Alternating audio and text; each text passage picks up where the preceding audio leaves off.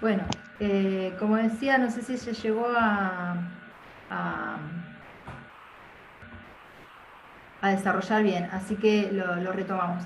Las funciones regulatorias tienen que ver justamente con ese nivel de actividad que tienen los niños desde edades muy tempranas, y que tienen que ver con esa adaptación que tienen que hacer eh, a la vida, digamos, ¿no? En la vida extrauterina, cuando nacen, se tienen que adaptar a un medio que es totalmente nuevo, diferente, y ahí empiezan las primeras regulaciones del bebé, en esa primera adaptación que hace a la vida extrauterina, por decirlo de algún modo, ¿sí? Eh, y muchas veces hay niños que tienen algunas dificultades en ese nivel de adaptación.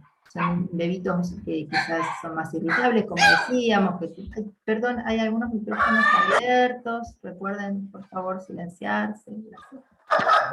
Eh, no sé, creo que Rocío me parece, ¿no? A ver, Rocío, ¿podés silenciarte? Te pude silenciar yo porque te encontré rápido. Bien, entonces, decíamos esto en relación a las funciones regulatorias. Por eso decíamos que es interesante poder detectarlas tempranamente, porque en general la mirada de la pediatría es fundamental en esto, además de la mirada del contexto, ¿no? De los papás y el entorno familiar. Porque poder intervenir en estas posibles como desadaptaciones o alteraciones nos va a ayudar a anticiparnos a lo que puede desarrollarse a futuro como un cuadro más de tipo de desatención, ¿no? E hiperactividad. Eh, Laura, sí, no sé si respondí ahí la pregunta. Quisiera Ujú. comentar algo. Sí, sí, sí, escucho. Desde el lugar, desde lo que es el nivel inicial, Sí, que bueno, yo trabajé muchísimos años y realmente es una instancia de, entre comillas, un diagnóstico, porque se ven muchas cosas. Y como los chicos en ese momento, todo lo que desarrollan es a partir del juego, de lo social, el tipo de actividades que se muestran y que en los que ellos participan también permiten detectar un montón de cuestiones que son sumamente importantes. Y lo importante a lo mejor es esto de tenerlo en cuenta y ya trabajar a lo mejor desde la prevención, uno no da un diagnóstico a lo mejor ni en el colegio, ni se da en ese momento, pero ya hay algo que llama la atención. Y exacto. me parece que es muy valiosa la mirada en esta instancia. Sí, totalmente, porque es lo que decían recién las compañeras, ¿viste? Si no, esta sensación de que hay que esperar cuando las jardineras ya están viendo que la dificultad está ahí, porque ese niño no responde de la misma manera que el resto. Entonces, si bien está en una ventana que hay mucho por desarrollo todavía por delante, no podemos esperar a que digamos, a que se resuelva naturalmente, ¿sí? Que se resuelva, bueno, en mi época pasaba que en los trastornos de aprendizaje decían, bueno, ya va a ser el clic, esto es muy viejo, ya no se usa más, pero esto ¿puedo comentar pasaba, algo, profesora? sí, sí, sí, Que por suerte, ahora por lo menos en San Isidro, los pediatras trabajan a la par de las estimuladoras tempranas. perfecto. Y entonces ya se detectan muchas cosas que antes no. Ujú, Y yo trabajo en uno, ¿no? ujú, En dos o tres, digamos, pero trabajo de estimuladora temprana y por suerte, antes de que empiece en el jardín, que también fui jardinera, ujú. eh, podemos detectar todo lo que sea, no solamente trastornos del lenguaje, porque Sí, claro. se deriva a hacer estudios de oído, de Ujú, visión y muchas ujú. cosas que tienen que ver con el aprendizaje luego y que antes no se detectaban. Así que Perfecto. por suerte cambió la mirada. Sí, está cambiando cada vez más porque los pediatras cada vez se ven más interpelados, porque cada vez desde otras disciplinas empezamos a observar que hay algunas cuestiones del desarrollo que hay que mirarlas porque nos estamos encontrando con Sí, las consecuencias de no verlas. Entonces, cada vez hay, exacto. por eso en el texto este que yo les compartí está es muy fuerte, muy como, no sería fuerte la palabra, como muy... el rol del pediatra, ¿sí? En esta mirada. Y obviamente de todos los efectores que estén en relación al niño en desarrollo. Hablamos de pediatra porque pensamos en niños pequeñitos, en bebés, pero obviamente jardín, salita de 2, salita de 3, y ni hablar del preescolar, ¿no? Pero son etapas en donde hay que estar atentos. Lo que sí me parece interesante es que no sé cómo será el caso de que vos estás planteando, pero los centros de estimulación temprana en general están, no sé si me estoy equivocando, pero están pensados para niños que van a requerir algún tipo de estimulación especial por la condición en la que han nacido, ¿no? Entonces un niño que nació prematuro, un niño que nació con alguna enfermedad genética, un niño que nació con alguna condición orgánica como una cardiopatía, ¿sí? Que se da mucho. Eso ya cuando ya están derivados a ese centro de estimulación. A lo que yo voy es que se trabaja también en San Isidro, por lo menos, en los CAPS se llaman, el Centro de Atención esos son Primaria. Los CAPS, es otra cosa. Exacto. Sí, los CAPS. Que son las familias típicas que vienen, y ahí se detecta y en todo caso se deriva a un centro de estimulación. Pero por ahí hay cosas que se pueden tratar en equipo interdisciplinario y salen adelante sin llegar a un centro de estimulación. Claro, pues son diferentes las miradas en un centro de estimulación temprana, porque el niño es derivado porque nace en una condición compleja de salud y que obviamente va a necesitar estimulaciones específicas. Claro. Ahora, en un CAPS es distinto. El CAPS en teoría es control de niño sano, y si un pediatra que hace control de niño sano trabaja a la par del psicopedagogo, del psicólogo, la trabajadora social, que es lo que se tiende, ¿no? Ahora cada vez más se tiende a lo que se llama salud comunitaria, ¿no? Entonces, el marco teórico de la salud comunitaria habla de la interdisciplina y habla de la mirada integral, y sitúa a la salud no en el sujeto, sino en la comunidad. La salud no es del sujeto, sino es de la comunidad. Sí. Para sumar, en Tigre también, o sea, digamos, estimulación temprana pertenece a educación especial, pero las estimuladoras trabajan dentro de los CAFIS, se llaman en Tigre. También. En Tigre son CAFIS, y muchas veces hacen control de niños sanos junto con los pediatras, y de ahí se van viendo algunas cuestiones y los van derivando. Sí, también. Eso es muy alentador, esto que cuentan, porque si bien la función de la estimuladora o de la estimuladora o del equipo de estimulación temprana tiene una función muy específica, el hecho de que trabajen y hagan esto dentro de un CAPS abre otras posibilidades, abre otras vinculaciones. Y lo bueno es que no es que ocupan, porque hace un tiempo ocupaban el lugar del CAPS, iban y atendían en un consultorio del CAPS, que es muy distinto a trabajar en el CAPS, compartiendo con los otros profesionales, interactuando la mirada sobre esa comunidad, ¿sí? Porque las chicas que son estimuladoras vienen de las escuelas especiales a un centro de salud. Esa articulación es la que se está construyendo y que cada vez está teniendo más relevancia. En una época las estimuladoras venían al centro de salud y ocupaban un consultorio, pero no es que se integren y que no es que vienen sino que están interactuando en un CAPS. Eso da es otro trabajo, y es trabajar en el concepto de salud comunitaria, que es totalmente diferente y que es por el que vamos, ¿no? Esto hace mucho tiempo que estamos tratando de que esto se haga cada vez más consciente, y la verdad que es súper alentador esto que cuentan, porque hace justamente a esto, ¿no? Ahí preguntan dónde trabajas, Gabriela, súper interesante, en algún CAPS, desde el equipo, ¿no? En los CAPS y Hospital de Bulón de San Isidro. Claro, el Hospital de Bulón, bueno, el Hospital de Bulón es un ejemplo. En psicopedagogía ustedes la tienen ahí a Paulita Salvatore como docente, que es increíble el trabajo que hacen, es impecable, impecable. En salud primaria, ¿no? Y las cosas que están logrando son increíbles. Bueno, son lugares como ejemplares, ¿no? No pasa en todos lados, son lugares ejemplares, pero es de donde tenemos que sacar la experiencia, desde donde hay que publicar para poder generar conocimiento, y ese conocimiento es el que, digamos, de algún modo va a ir haciendo que nuestro campo disciplinar sea cada vez más rico.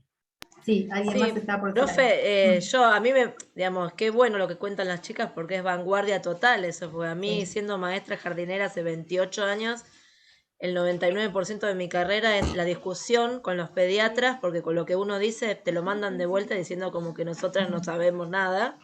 y que desautorizando la observación que nosotros hicimos sobre los niños. Y yo siempre tuve nenes desde muy chiquititos. Barbie, vos estás contando esto en relación a experiencias con CAPS, con centros de salud o con centros privados. No, con pediatras comunes.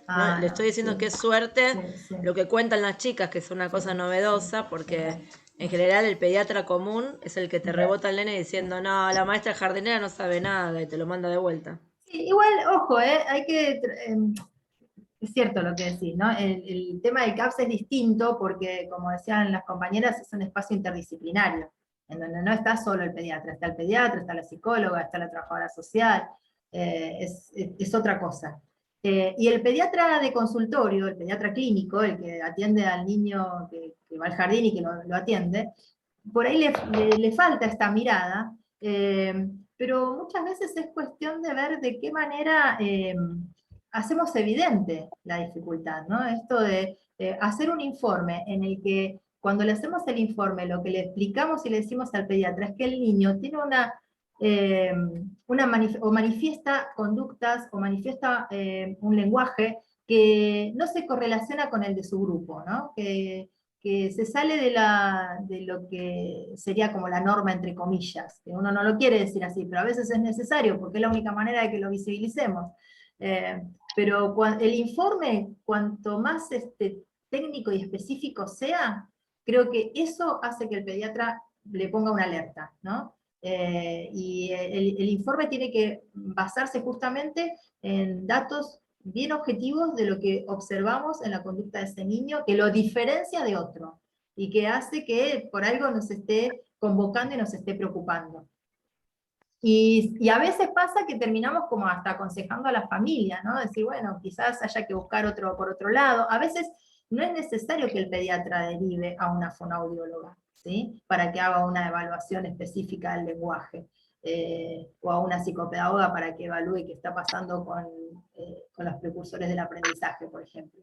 Entonces, quizás trabajar mucho con la familia, y si la familia nota lo mismo que notas vos, digamos, si la familia también lo siente, bueno, se abren nuevos caminos, hay que apostar por eso, hay que abrir nuevos espacios, porque, ¿sabes qué pasa, Barbie? No solamente tenemos que sentirlo nosotros esto, la familia también tiene que notar que algo está como raro, ¿viste? Que le llama la atención. Yo iba por ese lugar, profe, le decía ahí, la mamá o el papá son ustedes, y me parece que la última decisión la tienen ustedes, y así como que se podían abrir otras puertas. Exacto, tal cual. Pero es importante que los papás vean lo mismo que vos, ¿viste? Primero no sé, a lo mejor al principio no se dan cuenta, pero cuando vos lo viste y lo detectaste y lo hablaste, y lo viste en una reunión, y en 2 reuniones, y 3 reuniones, y el papá empieza a notar, la mamá empieza a notar lo mismo que vos, ese es el momento, ¿no? Sí, tengo una experiencia hermosa que nosotros en el jardín le dijimos al nene cuando tenía 1 año y medio, que notábamos cosas. El nene terminó teniendo autismo bastante importante, y me lo encontré de vuelta en sala de 5, y la madre dice, puede estar escolarizado en un colegio común y integrado gracias a ustedes que lo diagnosticaron prácticamente de chiquito. Claro, tal cual, sí. O por lo menos uno sabe que tiene un semáforo amarillo y que no va a ser el diagnóstico, seguro que no, pero sí va a ser una derivación a un especialista que nos pueda objetivar nuestra mirada. Quizás va a una evaluación y vuelve con un informe que dice, no, mira, la verdad es que habría que revisar un poquito. No pasa, habitualmente no pasa, eso no ocurre. En general, lo que las maestras ven es muy difícil que no aparezca en una evaluación, ¿no? Pero bueno, a veces nos sorprendemos, ¿no? Sí. Pero también tiene que ver con el contexto. Yo tengo muchísimos años A ver, ¿se pueden silenciar, chicos, por fin? No sé quién está con el micrófono. Ahí está, creo que ahí ya murió. Y lo que uno fue viendo a través de tantos años es que hubo todo un contexto donde hay que darle el espacio al chico, cada uno a su tiempo, como algo tan laxo que si vos decías, bueno, mira, tiene 5 años, este chico debería ya saltar en un pie, por decirte cualquier cosa, sí. no porque es algo que se hace históricamente, pero no, bueno, él tiene su tiempo. Hubo toda una corriente de démosle todo el tiempo al mundo, y se perdió mucho tiempo, porque cada uno tiene su momento, su tiempo, no hay que acelerar, todos son distintos, cosas que todas son cosas verdad. Totalmente, pero hay situaciones que tienen como una fecha de caducidad, hasta acá se llegó, pero bueno, eso también jorobó mucho. El otro día, ya no me acuerdo si en esta materia, en otra hablaban de la palabra, aprender a leer y escribir con la palabra generadora. Cierto, sí, en algún momento salió acá también, sí. Bueno, yo era maestra de primer grado, era un despiole, vos te dabas cuenta que era algo que a los chicos los confundía más. A los chicos rápidos, bueno, sí. Siempre, sí. Los chicos aprenden chino, mandarín. Aprende con lo que sea, sí, no importa. Pero para aquellos chicos que tenían un cierto grado de dificultad, se encontraban inmersos en esa palabra generadora que se los tragaba. Tardaban en aprender muchísimo más que si le hubieses dado la forma concreta de cómo se enseñaba históricamente. Por eso te digo que también los contextos, que nunca volvemos una y otra vez, los contextos influyen muchísimo a la hora de hasta dónde. Sí, estos cronosistemas, ¿no? Estos cronosistemas de los que hablamos, como en un momento histórico la propuesta pedagógica fue para un lado, luego va para el otro, y esto hace que, sí. Lo que me parece que la diferencia es que hoy las nuevas propuestas tienen un fundamento en la evidencia científica. Hay mucha evidencia científica. Entonces, por eso yo les decía recién, es importante documentar las experiencias, porque eso hace de conocimiento. Y la verdad es que en neurociencias cada vez hay más evidencia, y cada vez hay que, de algún modo, ayornarse, no hay mucho más que hacer, ¿no? Bueno, vamos a avanzar un poquito más. Bien, en el texto van a encontrar esto, yo se los traje, no vamos a detenernos mucho ahora para no perder tanto tiempo, pero que se los recorté un poquitito y se los traje porque me pareció interesante justamente esto, ¿no? De poder pensar desde la psicopedagogía esta mirada que tiene que ver con poder evaluar ese potencial académico cognitivo. ¿Por qué decimos potencial? Porque tiene que ver con esas habilidades que están allí, como decimos siempre, para poder tener una finalidad, y que va a ser en gran parte esa situación de aprendizaje, ¿sí? La posibilidad de que el sistema cognitivo evolucione va a permitir que los niños se adapten a los nuevos conocimientos que se los va a ir dando en la escuela, ¿no? Pero bueno, esto que decimos, ¿no? Poder hacer estas evaluaciones psicométricas adecuadas, las observaciones de los cuadernos, tener esta mirada más afinada, ¿sí? Bueno, los que están dentro del contexto escolar ya lo conocen, pero los que no conocemos, conocer ese contexto escolar. Bien, todas estas punteo de cosas me pareció interesante para que las puedan retomar y releer y repensar, ¿sí? Bien, entonces, yéndonos un poquitito más a lo que veníamos planteando, ¿no? Todo lo que tiene que ver con el desarrollo teórico de la neurociencia y la neurocognición está dando cada vez más fundamento a los procesos de aprendizaje y a pensar esto, que tiene que ver con qué significa el aprendizaje. Y acá aparecen algunas definiciones, que en realidad estas van a estar acá en la diapo, y que tienen que ver con una definición que se trabajó y se trabaja mucho ustedes ven acá abajo, la residencia de psicopedagogos del gobierno de la Ciudad de Buenos Aires, que yo les recomiendo, si ustedes están en segundo año, que empiecen a pensar en formarse para poder rendir ese examen de residencia, y hay que pensarlo desde ahora, no esperar al último año para estudiar para la residencia. O sea, es una recomendación porque la verdad es que es un espacio de aprendizaje enorme para los que quieran, obviamente, seguir en la línea de salud, ¿no? Solo para la línea de salud comunitaria y demás. Pero bueno, nos parece, siempre la rescatamos esta definición, porque nos parece que es muy integradora, porque fíjense que dice que el aprendizaje tiene que ver con estos procesos complejos, que son singulares y que son interrelacionales, ¿sí?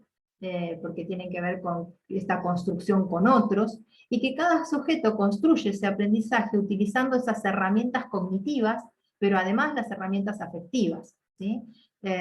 Y que también necesita de hipótesis previas, de experiencias, de una inserción social y cultural, y que ese estilo singular de aprendizaje y de cultura tiene que ver con cómo se van a ir desarrollando el pensamiento y el aprendizaje, ¿sí? Y que son procesos, estos procesos de aprendizaje, digamos, es altamente dinámico, esto ya lo vamos viendo con todo lo que vamos repasando, y es dinámico, y además esto que decimos que produce transformaciones, un poquito basándonos en esto que veíamos en la clase anterior, de poder pensar, de pasar de un nivel de conocimiento a otro nivel de conocimiento. Esto tiene que ver con las transformaciones en cada uno de los aprendientes, pero no solo en ellos, sino también en el medio, como decimos siempre, ¿no? Esto de poder pensar no solo en la cognición del que aprende, sino la cognición del que enseña, del entorno, de la familia, ¿sí?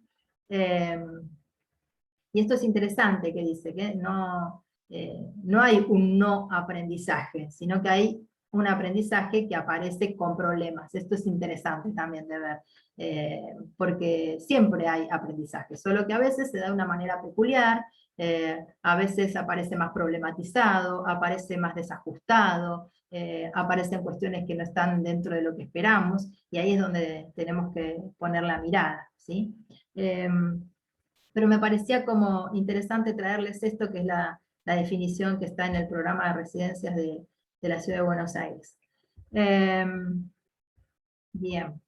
Entonces, desde la perspectiva cognitiva, lo que vamos a ver es que, como decimos siempre, tiene que ver con esta ciencia o esta disciplina que estudia justamente estas relaciones entre el desarrollo que venimos planteando, no solo neuroanatómico, como lo vimos hace un momento, sino también neurofuncional del cerebro, pero es ese desarrollo y la correlación que tiene con lo que podemos observar de ese desarrollo, que sería la conducta, ¿sí? Nosotros lo que vamos a observar es cómo funciona todo este sistema neuroanatómico y neurofuncional, ¿sí? Lo vamos a ver en la conducta, en la respuesta que el niño nos da. Cuando digo conducta no me refiero solo a lo que uno puede imaginar como lo que el niño hace en su vida cotidiana, sino cómo responde frente a algún estímulo, ¿sí? Qué conducta despliega cuando lo enfrentamos a un desafío o a un estímulo.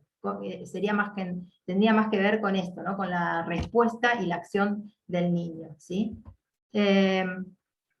Y que cada una de estas funciones cognitivas siguen una secuencia de desarrollo y que se correlaciona, como decíamos también en las clases anteriores, con la maduración del sistema nervioso central, ¿sí? O sea, hay funciones que ya venimos viendo que se desarrollan y se van desplegando cada vez más a medida que el sistema nervioso central también va adquiriendo mayor madurez, ¿no? Esto que siempre decimos de la relación entre en las cuestiones biológicas, genéticas y el ambiente, ¿sí? Bien. Entonces, esta mirada se va a centrar en estas regiones que tienen que ver con el desarrollo cortical, pero fíjense que hay una de las áreas que es una de las que por ahí vamos a hacer un poquito más de hincapié, y que tiene que ver con toda el área más frontal, porque es donde se van a desarrollar las habilidades más, que tienen más que ver con la atención y las funciones ejecutivas. Vieron que acá dice que esto se da en correlación con la madurez del sistema nervioso central. Bueno, esta área, del área frontal, es una de las que madura más tardíamente, ¿sí? En el desarrollo.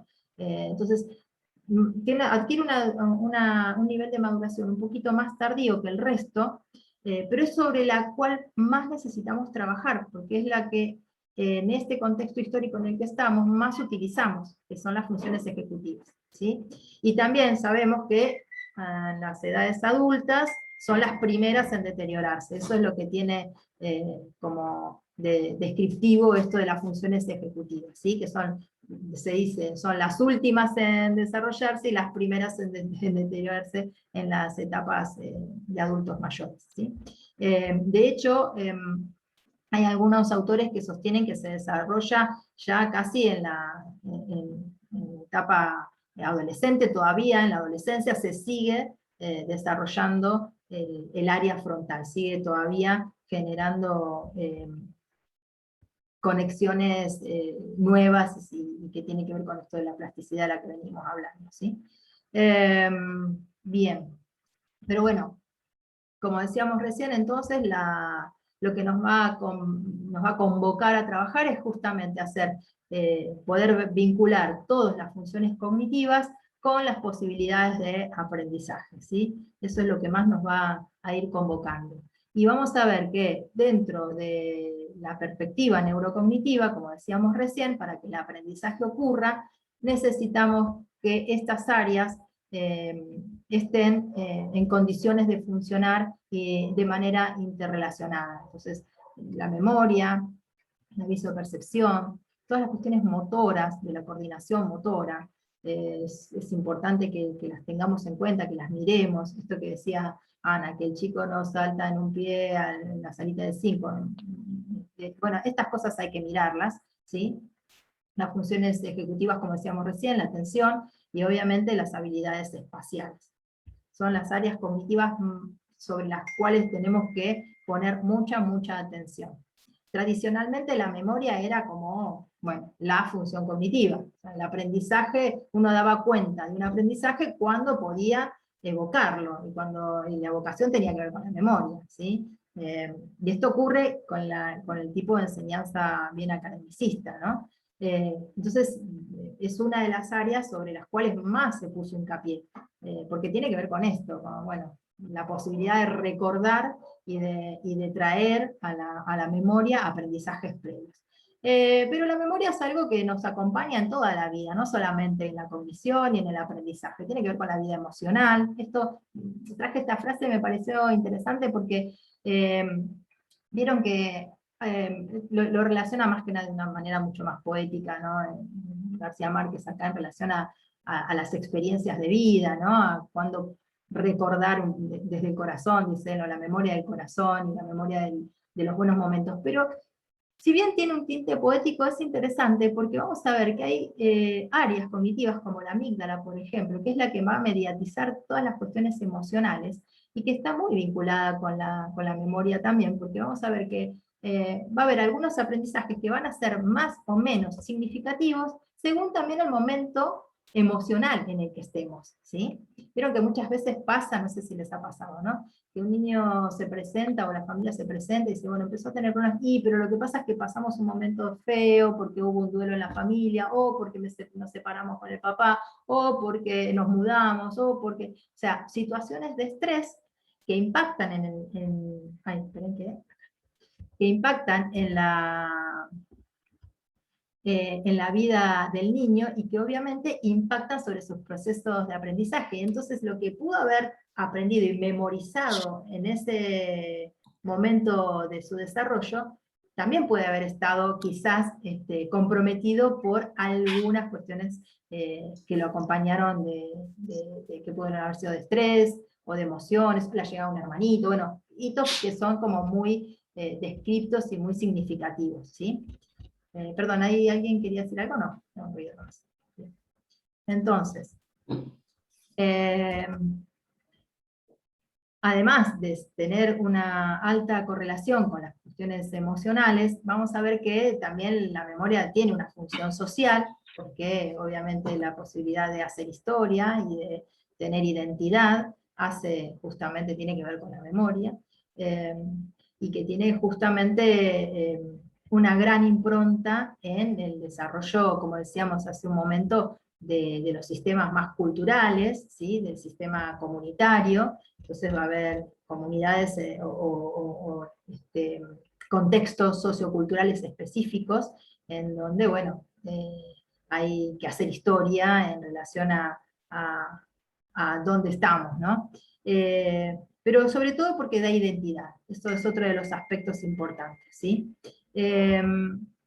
Ahora, si nos centramos en la memoria específicamente como función cognitiva, vamos a abrir otro abanico de posibilidades, vamos a abrir otra mirada sobre la memoria, y que tiene que ver justamente con esta función que es bien neurocognitiva, en cuanto que nos permite evocar y traer al presente, a la conciencia, conocimientos previos, hechos pasados, y poder codificar a partir de allí una información nueva.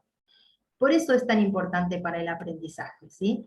porque la posibilidad de que el niño pueda aprender un conocimiento nuevo va a estar dada por esa condición que nos pone el sistema de memoria, que es poder evocar conocimientos previos, ¿sí? Para construir nuevos que se van a volver a almacenar, para volverlos a evocar, ¿sí? Entonces vamos a ver que justamente la memoria tiene que ver con esto, ¿no? Con poder adquirir y poder sostener estos aspectos. Esta última parte, por ahí, estaba más vinculada al rol más social y cultural. Bien, entonces, este concepto clásico de la memoria que tenemos como función cognitiva, que siempre se describió por diferentes autores como esta capacidad que tiene el sistema cognitivo de almacenar información, ha ido evolucionando, porque hoy ya no se habla de un almacén de memoria, sino que se habla de distintos tipos de memorias y distintos procesos mnésicos. Entonces vamos a hablar de al menos, este tipo de memorias, que son el almacén sensorial, la memoria de corto plazo, la memoria de largo plazo, y hay otro mecanismo que es un mecanismo de control, que es el que tiene que ver con la memoria de trabajo, ¿sí? La memoria que permite mantener información online para que podamos operacionalizar con esa información, ¿sí? Entonces vamos a ver que este procesamiento de información va a ir desarrollándose de un modo secuencial y obviamente vincular entre los distintos tipos de almacenamiento de memoria que tenemos, ¿no? Entonces, una de las cuestiones que por ahí uno escucha habitualmente, bueno, ¿dónde se guardan los recuerdos? Como si hubiese un lugar, en realidad no es que se trata de un almacén o un lugar específico en el cerebro, si bien el hipocampo es como el órgano vinculado a la memoria, esto está recontra demostrado, por eso en niños que tienen algún tipo de encefalopatía que compromete el hipocampo, lo primero que vamos a evaluar es qué está pasando con la memoria. Pero lo que vamos a ver es que el hipocampo también tiene áreas, ¿sí? Entonces va a haber una memoria verbal, una memoria no verbal, una memoria secuencial, una memoria inmediata, ¿sí? Entonces, esto es lo que tenemos que analizar, ¿sí? Y que seguramente va a estar vinculado con lo que también dijimos al principio de la atención y las funciones ejecutivas. Son áreas que se van complementando, ¿sí? Bien. Entonces, vamos a ver que tenemos un tipo de memoria que dijimos recién, que es la memoria sensorial. Entonces, ¿ustedes qué se imaginan por memoria sensorial? ¿A qué llamamos memoria sensorial? De lo que ustedes se imaginen, de lo que ustedes crean, o por ahí ya lo vieron en neuropsicología, porque ustedes tienen neuropsicología también. Así que por ahí esto ya lo vieron. Memoria de los sentidos. Ok, sí. Por ejemplo, recordar un lugar, hay un olor a tostada, por ejemplo, y te lleva automáticamente a un recuerdo que está asociado a ese olor, por ejemplo. Bien. ¿Algún otro ejemplo? A las comidas, cuando uno recuerda algo de una abuela o algo a las comidas. Sí, y ahí en realidad estamos hablando de memoria de largo plazo, que tiene que ver con una memoria sensorial porque el input vino por un sensorio olfativo, ¿sí? Pero se guardó en algún lugar de nuestro cerebro, de nuestros recuerdos, y lo evocamos. Lo que hace esto que dice, bueno, siento el olor de una tostada o de una comida y me evoca y me trae un momento. Eso es muy típico, muy clásico. Lo mismo con la música, con las melodías. Escucho una melodía y vuelvo a un momento de mi vida donde esa melodía significó algo en mi vida. Pero es una evocación más que nada de la memoria de largo plazo y de la memoria emocional. Esa sería más que nada una especie de memoria emocional que es evocada por el sensorio, ¿sí? Pero en realidad es interesante esto que dicen porque es un tipo de información que se procesa a través de los sensorios y que se guarda, ¿sí?, con una impronta que va más allá del sensorio en sí, ¿sí? ¿Por qué un determinado aroma me puede a mí evocar un determinado momento de mi vida? Bueno, eso tiene que ver con mi historia emocional, ¿sí? Ahora, cuando hablamos de memoria sensorial como sistema cognitivo, nos vamos a referir a una memoria que dura apenas milésimas de segundos, que es ese momento en el que el sensorio percibe, ¿sí? Es una memoria muy, muy cortita, porque luego si ese sensorio percibe y a esa percepción le damos un tratamiento específico y empieza a tener más relevancia, va a pasar a la memoria de corto plazo, va a pasar a la memoria de trabajo y se va a acumular. Ahora, si yo les dijera, por ejemplo, ¿no? Bueno, ahora estamos en un aula virtual, ¿no? Pero si yo les preguntara, si ustedes hoy salieron a la calle y anduvieron haciendo alguna cosa, o no sé, o mismo en casa salieron a algún lugar, hubo mucha información sensorial que a ustedes les llegó en el día de hoy, un montón, ¿sí? Que tiene que ver con lo que percibieron sus ojos, sus oídos y su olfato. Eso que percibieron pasa por un filtro por el cual no todo recordamos, no recordamos todo eso que vimos. ¿Vieron? A veces uno dice, bueno, hoy viajé, por ejemplo, no sé, vine en el auto y pasé por tal lugar, y la verdad es que uno no recuerda visualmente los colores, no recuerda las formas, ¿sí? Porque pasó de manera irrelevante, podríamos decir, ¿sí? Entonces hay un almacén muy cortito, que es de la memoria sensorial, en donde la información nos queda apenas unos segundos, porque no tiene relevancia, ¿sí? Es una información que se agota rápido. Ahora, si yo, además, ese que entró por ese sensorio, tiene un impacto sobre lo que vengo haciendo, porque justo hubo un choque en la mitad del camino, eso impactó de una manera que a mí me quede esa imagen de un auto chocado, y esa imagen sí me va a quedar guardada, porque la procesé distinto, porque tuvo un impacto diferente, ¿sí?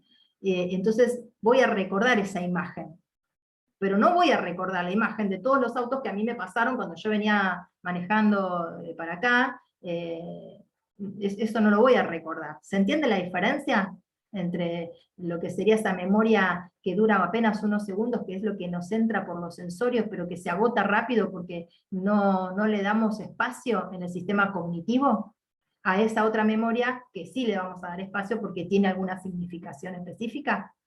¿Sí? Profesora, entonces, sí. Perdón, quiero contar una experiencia que tuve hoy. Okay. Yo salí con mi hija y pasamos por una casa de sepelios, un velatorio, por la que pasamos una vez por mes mínimamente. Sí. Y sí me ocurrió algo así porque me llamó la atención. Siempre observo si hay gente en el lugar, me ha tocado conocer el lugar, estar ahí, y hoy me llamó la atención un grupito de 3 chicos jóvenes que estaban en la vereda de esta casa de sepelios. Entonces, lo primero que se me ocurrió era que quizás había fallecido una persona joven, porque era como que había, no sé quiénes más estaban en el lugar, pero recuerdo a estas 3 personas jóvenes y me llamó la atención eso, ¿no? Entonces, bueno, digo, si bien yo pasé por el lugar, seguramente pasé habitualmente y he visto mucha gente, hoy particularmente esto me trajo a la memoria, me recordé estas 3 personas jóvenes. Claro, es esto justamente, ¿no? Por ahí alguien decía en el chat, creo que Ana, si tuviéramos que recordar todo nos volveríamos locos, obviamente, ¿no? Es imposible que el cerebro